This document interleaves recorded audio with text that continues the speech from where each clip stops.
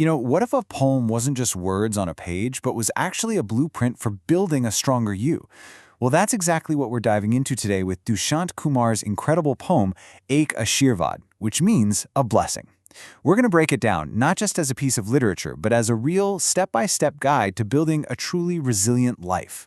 So the poem kicks off with this incredibly powerful line, "Go, may your dreams be big." Now, this isn't just some casual, hey, good luck kind of wish. Nope, this is the foundational blessing.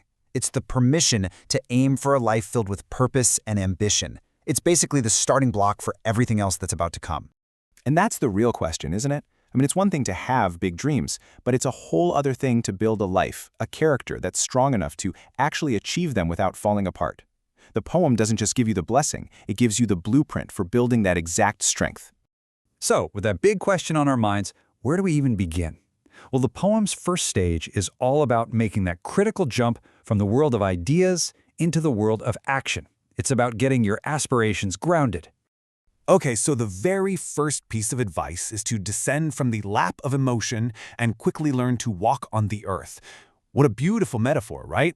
It's all about leaving that safe, cozy comfort of your imagination. That world where every idea is perfect, and stepping out into the messy, unpredictable, and very, very real world. And you can see this huge contrast right here. The lap of emotion, that's all about the safety of childhood, where dreams are just feelings and thoughts. But walking on the earth, that's about adult responsibility. It's about taking concrete action, facing real challenges, and turning those abstract dreams into something you can actually touch. This is the first, and probably most important, leap we all have to take. All right, so once you're grounded in reality, the journey is far from over. The next stage is about what you choose to go after. And the poem's advice here is pretty bold. Go after the things that feel impossible. So it says, for unattainable truths like the moon and stars, you have to learn to be adamant and insistent. The moon and stars here, those are those massive, ambitious goals that feel totally out of reach. The poem isn't just saying you should try to get them. It's telling you that you need to develop this deep, almost primal drive to make them happen. And this is where it gets really cool. The phrase "ruthna machalna" could easily be mistaken for just, childish pouting. But in this context, it gets a total rebrand. It becomes a mature, passionate persistence.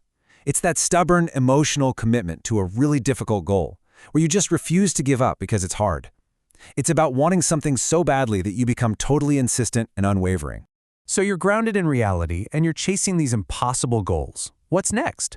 Well, the third stage is all about how you learn and grow on that journey. And the answer is through direct, hands-on experience, even when it means getting a little messy and taking some risks. The poem advises us to be tempted by the light of every lamp, and then burn your finger. The light of every lamp, that represents every opportunity, every little spark of knowledge, every new idea you come across. The advice is to be curious, to be drawn to all of them. But here's the kicker. You have to be willing to burn your finger. This isn't about being reckless. It's just a powerful metaphor for learning through doing. It means you have to be willing to take risks, to try and fail, and to get wisdom from those mistakes. Real learning doesn't happen from watching on the sidelines. It comes from getting your hands dirty and accepting that, sometimes you're going to get burned. And that's not a failure. It's a lesson.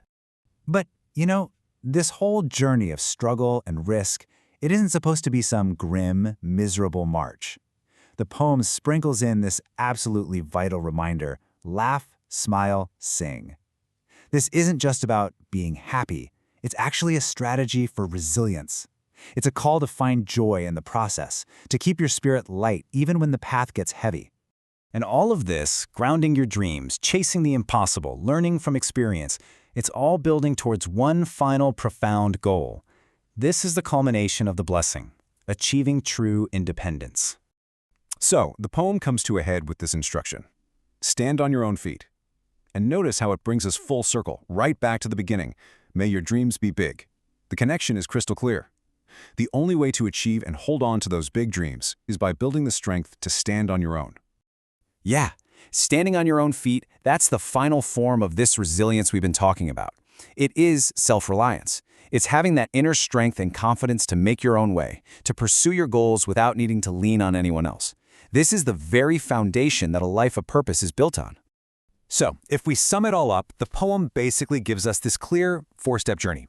First, ground your dreams in reality. Second, develop a passionate persistence for those impossible goals. Third, embrace learning through direct experience. And finally, all of this leads to achieving true self-reliance. And that right there is the core takeaway. This poem teaches us that independence, resilience, the ability to make our big dreams happen, it isn't something you're just given. It's something you build piece by piece through action, through persistence, and through all that lived experience. So I want to leave you with this question to really think about.